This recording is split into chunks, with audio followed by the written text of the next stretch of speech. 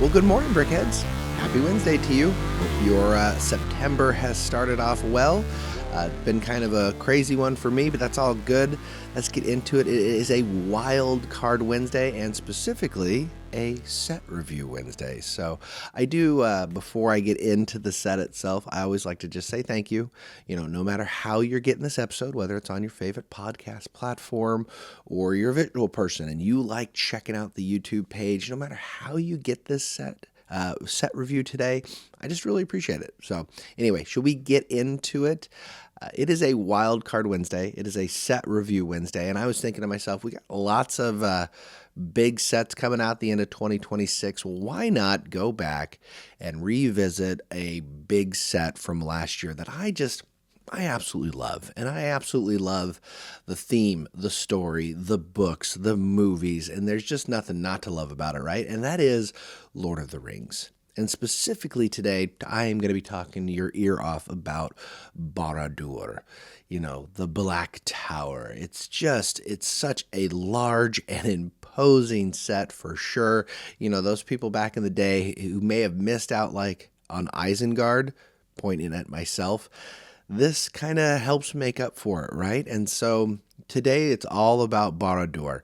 And here's how I do set reviews. If you're new to the page, if this is your first podcast episode, I'm going to give you some general specs on the set itself, give you some history behind it because Lord of the Rings history, right? It's so rich and detailed. I'm going to talk about the set and what I like, what I don't like about it. And then finally, I end off every episode with a overall rating on both playability, displayability, the build experience, and the value. And that'll give me a final rating to let me know, should I tell you, is this set worth your money? And it's a lot of money, so it's a genuinely good question to ask, but that's how it's going to go. So let's get into it. This is set 10333, Barad Dur. And let's start off weird. It's in the icons theme, technically, which is strange because why isn't it just the Lord of the Rings theme? I have never actually looked into that. I don't really know, but technically this Lord of the Rings iconic set is in icons theme. So there you go. It is 5,471 pieces. So it is not small.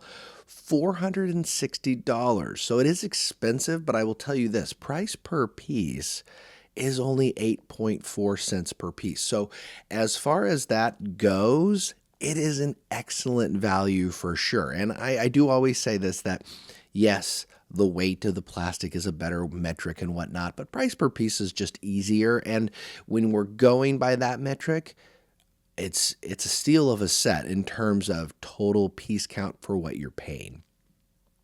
It was actually released way back on June 1st of 2024. This was the big Lord of the Rings set that we got in 2024. And so for the last 3 years, you know, if you've been paying attention, we started up big with Rivendell. And I have reviewed Rivendell. It's actually one of the first podcast episodes, or the first podcast episode I think I ever did.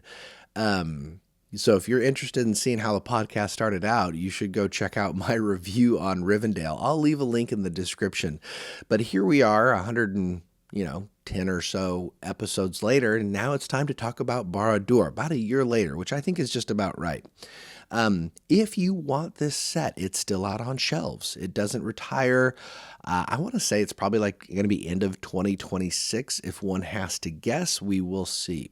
But the big question people always ask with this set is, well, how big is it? Because it is tall. Like, I'm having to zoom out on this episode just so you can see how amazing Barad Dur is all the way up to its peaks. So the Lego set is 83 centimeters high, or here in America, we would say it's 32.5 inches high. So very high, almost 3 feet tall. It is 45 centimeters wide, or about 17.5 inches wide, by about 12 inches deep. That's also about 30 centimeters, trying to trying to take care of my listeners out there in the world. I appreciate you, and I hear you. So yes, it's imposing for sure. So not particular deep, 12 inches, that can still fit on a shelf. The issue obviously is not how deep it is though, but just the overall height. So you do need a fair amount of space to display this. Probably looks much better on an end table or the top of a low standing bookshelf so you can see it in all of its glory, but definitely tall. It's not the tallest Lego set we have ever gotten. It is the tallest Lord of the Rings set we've ever gotten, but the newer Eiffel Tower, in fact the old Eiffel Tower as well, are both definitely taller than this set.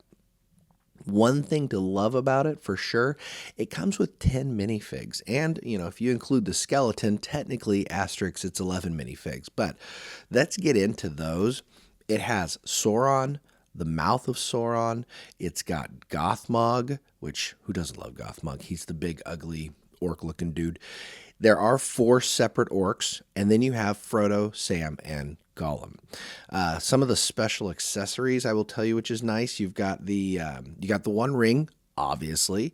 You have Sauron's mace. So if you're watching the Lord of the Rings movies, at the very beginning when he's swinging his mace around, taking out 20 elves at a time, that's there. And I believe we also have the Light of Erendiel as well, which is probably hiding around here somewhere. I don't know what I did with it. But in terms of minifigs, I'm going to tell you right now, it has 2 of probably my favorite minifigs I think I've ever seen, in the mouth of Sauron and Sauron himself. Those are down in front. I'll throw up some images so you can see kind of a closer view of them.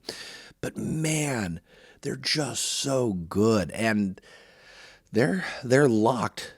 They are price locked behind a huge set. The Sauron minifig right now, it goes for $75. So you can't just go out and find this minifig, which is kind of sad that it is price locked behind such an amazing set. But it's probably my favorite minifig I think I've ever opened, and he and the Mouth of Sauron are probably going to take a place on my my little imagination brick shop thing that I have set up. I don't know who I'm going to get rid of. Marty and Doc Brown, I probably are going to remove those and just put Sauron instead, because it's so good. It's so good. So, and if that wasn't all, obviously the big thing people always talk about with this set is it includes a light brick. And so you can't have the Eye of Sauron not light up, because that is probably one of the things everybody remembers. If you've seen the movies, obviously the Eye of Sauron is looking out everywhere.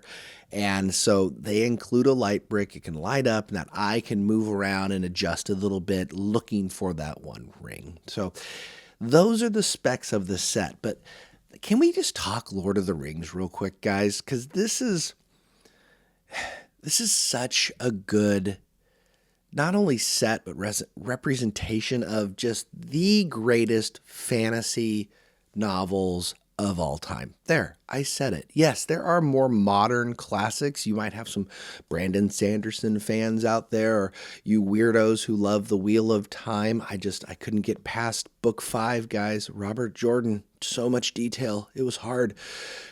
But there is nothing like Lord of the Rings. And I think it's because it's the granddaddy of fantasy series. Yeah, we do have some, older, Cthulhu type, Strangelove type fantasy that lays some of the groundwork. But when we think of fantasy, the elves, the orcs, the trolls, the dwarves, all of those things, we owe that to J.R. Tolkien.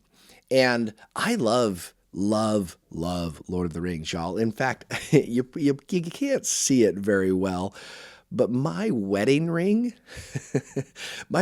actually the One Ring. So it is one of those silicone rings. It actually is the gold ring, and it's got the elvish around it, one ring to find them and bring them all in, and in the darkness by. It's just there it is. So yes, I am a self-professed Lord of the Rings nerd. And I found it, like many of you, around the turn of the century when Fellowship came to movie theaters. It was groundbreaking. It was life-changing. It was like, I just can't believe something this amazing exists. But a lot of you have caught it earlier. A lot of you were, maybe you were old school Hobbit fans, or maybe some of you older fans got it first with those books. I mean, The Hobbit came out way back in 1937? Like, it was created as a story, a little, nighttime, bedtime story that he would tell his kids and then turned it into the book. And The Hobbit reads like that. Like, if you've never read The Hobbit or Lord of the Rings, can I just put in this little plug for it real quick? The Hobbit is an easy read. Like, if you are like, oh, I don't want to do Lord of the Rings because I've heard people tell me it's just so complicated or the names are tough. And yes, technically, the Lord of the Rings, it is a hefty fantasy novel, but like, if you just want to break the ice, go read The Hobbit. It's fun. It's cute. It takes, a day or two to read. The reading level itself is like, we're talking 5th, 6th grade. Not bad at all. Battle of the Five Armies, for those of you that are like only have ever seen the Battle of the Five Armies movie, that section of the book is all of 15 pages. So definitely good. But then you got Lord of the Rings. And that is when Tolkien steps it up. Like, he writes that book from pretty much like 1937 all the way up to 1949. And he presents it as one novel. Like, so if you're not accustomed to Lord of the Rings, you think of it as a trilogy. You got the Fellowship, you got the Two Towers, you've got Return of the King. And this is that other Two Tower, right? But the book itself it was written and designed to be one big novel. So the publisher just thought, honestly, that's too much. Readers aren't ready for that. And so they split it up. And then in 1954, they released Fellowship of the Ring. And I don't remember off the top of my head if it was instantly successful, but it was successful pretty quickly. Like, it got cult following status pretty fast. And so for the next couple of years after that, they released the Fellowship, then Two Towers, and then Return of the King. It didn't get a single volume release until a few years after, but that is really what it's presented as. And then Barad Dur, that Two Tower in Lord of the Rings, like, if you don't know anything about it, this is set up as Sauron's base. Like, this is his fortress, okay? We're not talking Angbar, first, second age stuff. This is third age beauty right here. Because if you're watching the movie, I'm going to refer back to the movie a lot.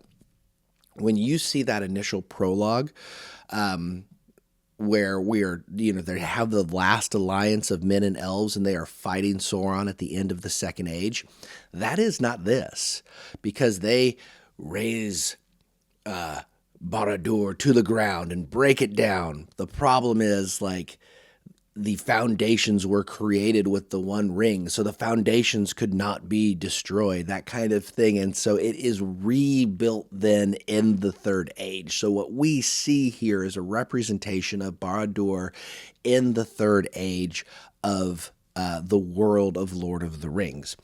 This tower itself in the book, I don't think they ever give an exact height comparison, but they say it's around 5,000 feet tall, so almost a mile high. That would be, if you had the Burj Khalifa, the world's tallest building, that's about 800 meters high, or about 800 feet. So that would come up to, if you're watching on YouTube, about 2/3 to the height of Barad Dur.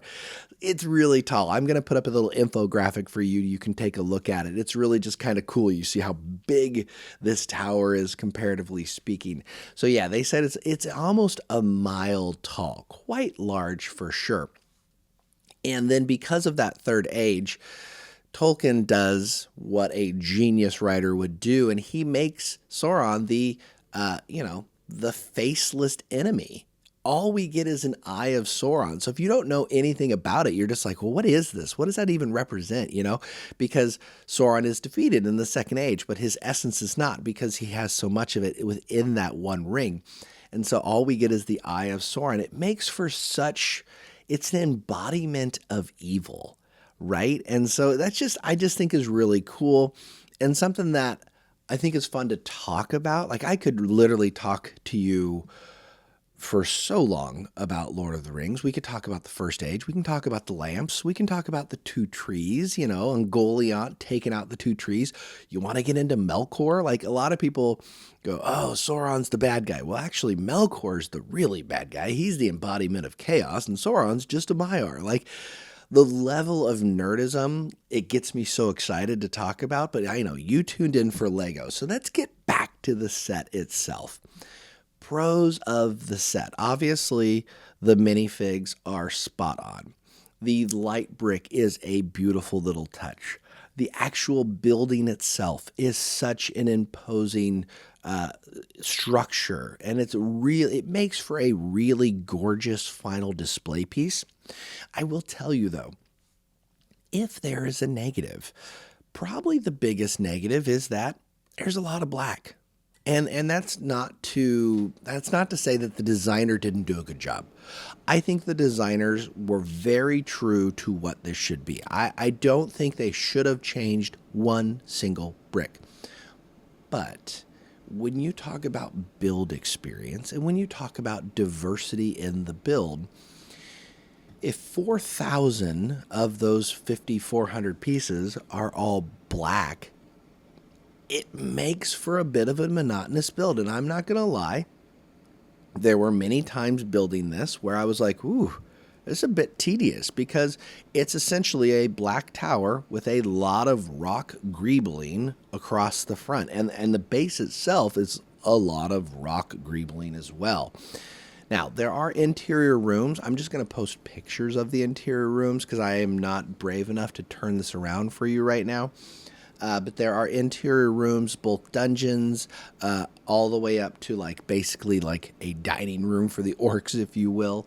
And then the upper chambers has Sauron's throne room. And that is an area where I think is really, really cool, because they do then this playable feature where, you can actually move it and it comes out. And so they have some gear ratios back there that makes it a little more functionality purposes.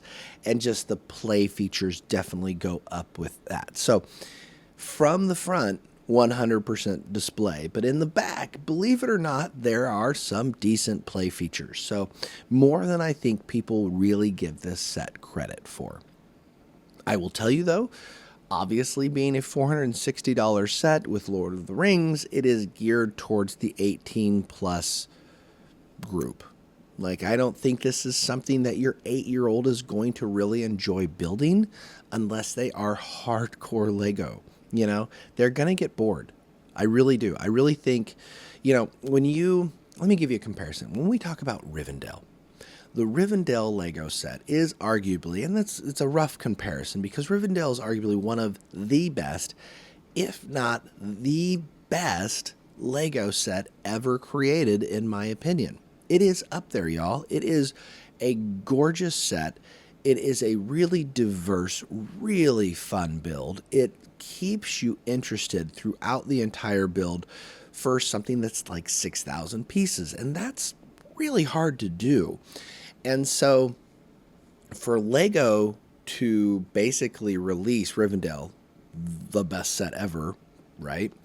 To have them follow up with this, that is a daunting task for the designers. And I do think they made the right choice. I have zero issue with this set. I think it's fantastic in its final design and final build. But like I said, you can't get around the fact that it does get a little bit boring as you build. Now, it is way better than Bag End. I mean, Bag End has a whole slew of problems. I don't know what happened with Bag End. I feel like someone fell asleep there and they were like, oh, we're going to do this. And they lost their way. But they did not with Barad Dur. It is a good set. In addition, I do like the little finishing pieces. These are actually the plastic, that soft plastic. This is not the hard ABS plastic. I'm pointing up to the top of the tower where you have the little spires going up. There are spires there that are made of the regular soft plastic material, like you get with the like the dragon wings and whatnot. And then I also like the fact that they use spears as a lot of the, accent pieces there. So there's a lot to look at, and you even down to the little like lava down below. And I'm not going to do it for you because it's going to make a whole heck of a lot of noise, but the whole front door, the big front gate, it all opens up. So again, there's playability, and I really think this is one of those sets where if you're a big Lord of the Rings fan, you're going to love it. And if you actually own it, you realize how much more playable it is, how much more fun of a set it is, but also a set I'm never going to take apart. I don't want to take it apart, but it is easy to come down. Like you can actually, the designers were very smart about this. The set comes apart in 3 sections. The top section, and each of them pull off and they slide in and lock into place. So believe it or not, this is a very firm set. I am not worried about this falling apart. It's just that it is so tall. It is a little nervous. It makes me nervous to move it in one piece. There's a locking mechanism on this top portion of where the tower really starts to get tall and skinny. And you can remove that and slide that tower out and then move it in two pieces.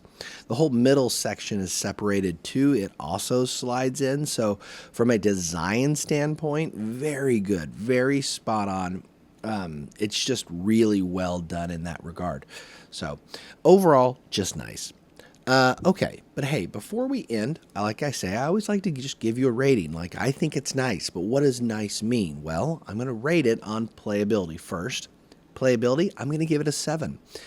Yes, you look at this and you think to yourself, how does that giant black tower get that high of score? Well, as I just said, there's like 7 or 8 rooms, 1, 2, 3, 4, 5, 6, 7 rooms in the back, and there are playable features in there. So it is kind of fun. And if you want, you even get just a little bit of Mount Doom at front up there with Frodo and Sam and Gollum. They just reenact that little last scene where the Frodo and Gollum are standing at the edge of Mount Doom ready to throw the ring in. So just for little funsies, because that very much could have been a gift with purchase. That is the kind of thing that Lego's doing lately, where instead of just including it in the set, they're like, oh, that's a GWP for sure. But no, they did, and I like that. I think that's good. So playability, I'm going to give it a 7. Now, displayability is a 10. I mean, let's be real. You come into a room and you look around I got a lot of Lego sets in here. When people come in and they see Barad Dur, they're just like, holy bejeezers, that thing is huge. Like, there are few sets that are just imposing like this. And that's what happens when you have a set that's almost 3 feet tall. It just blows people away, right? And so displayability, it's got to get a 10. Build experience. This is my lowest score. And again, let me preface with, it's not a bad build experience because it's a bad design. It is a great design that is pigeonholed because of what the build is with the color scheme and how they have to create it. So some people may really enjoy it, but I just think, like I say, there's a lot of black, a lot of rock greebling. I don't find that particular type of build very invigorating. You may. But again, not a bad design, but a slower, methodical, plodding build. So for build experience, me personally, I am going to give it a 6.5. And then finally, value. It is hard to find a good value with Lego nowadays. It's basically almost like if anything's under 10 cents per piece, you're like, wow, that's crazy. But this is actually one of those sets that, yes, it is $460. But just because something is expensive doesn't mean it's not a good value. And in this case, at 8.4 cents per piece, this set's a pretty gosh darn good value. So would I go out and get it? Absolutely. This thing has an 8.25 out of 10 overall rating for me, okay? Anything over an 8 in my book is a phenomenal set, and I am looking forward to getting this in its final placement. I have a little special idea I'm going to try and get it up built over the stairs. I just think it's going to look really cool right there. And have it like towering over Rivendell should be fun. But, it's an enjoyable set. It is one that if you are a Lord of the Rings fan, let's say you wear the One Ring as your wedding ring, you need to own this set. And that comes from somebody who refuses to buy bag end right now, and definitely not at full price because it's way too expensive. This is the Lord of the Rings set you need to buy. Push bag end to the side. It'll probably go on huge discounts later because it's not a great design. This is a good design. This is a good set. It is worth the money, y'all. It is a beautiful, beautiful thing I'm looking at right here, even though it is a giant black tower, right? But the stories behind it, the history behind it, like the lore, the Lord of the Rings lore, it's so good. Like if you want to go down some rabbit holes, you don't have to read the Silmarillion, which is really hard. It's like harder than reading the King James version of the Bible because that's kind of like how it's written. Silmarillion's tough. Lord of the Rings can be hard, but you can get through it. Yeah, it's definitely, if you've never read it and you do enjoy fantasy, highly recommend it. Like it's almost a must. It is your intro into what is high fantasy. What is that classic fantasy that when everybody else in modern day fantasy writes to, this is where they get the ideas. This is where it starts. This is the epicenter. So you deserve it to read it so you know what people are talking about. And at the very least, good gravy, watch the movies. Yes, the Hobbit movies aren't as great. Peter Jackson was a little rushed there, but Lord of the Rings, both the books are typically in the top 10 for best books ever written. Let's just be clear. And then the movies, the Lord of the Rings movies are typically in the top 10 for the greatest movies ever made. I mean, they were nominated for like 30 Oscars. They won 17 Oscars between the three of them. I mean, Return of the King has 11 Oscars by itself. And honestly, the only reason Two Towers and Fellowships didn't get more is because there was a bias towards fantasy movies. The Fellowship of the Ring is objectively a way better movie than A Beautiful Mind, which won Best Picture that year. And you can't tell me that Two Towers, even though it's that filler second movie, isn't better than Chicago. I'm just saying. That's who it lost to. They realized their mistake and they rewarded it with Return of the King. But honestly, all three of those movies are best pictures in my opinion. But there you go. So I don't digress anymore. I'm going to call it here. You tell me what you think. If you're a fellow Tolkien fan, if you like the lore of Middle-earth, let me know. If you like this set, or if you hate this set, or if you hate fantasy, let me know that. I'd be happy to debate you on why you are wrong. But I will do it with joy. I promise I won't be mean. So, and also, if you leave a comment, don't leave a dumb one. Like, 99% of comments are so good. People that, even if they disagree, y'all leave great comments that are just like, yeah, this is my opinion. I'm good with that. Just don't leave dumb trolly comments. That's just, it's a waste of time. Do better. Okay? Do better if that's you. Anyway, I appreciate you so much. I got big stuff here coming to you in September. I am very excited for this month and what this show and what this podcast is going to bring to you. I'm also excited for the YouTube page because there's some YouTube stuff that's coming your way that is going to be quite unique and I hope you enjoy. But until Monday, when I come back with some more crazy news and rumors, because gosh, all this Pokemon stuff lately has gone absurd. I'll have to catch you on the next one. Okay. I really appreciate you. I hope you have a great rest of your week. Bye y'all.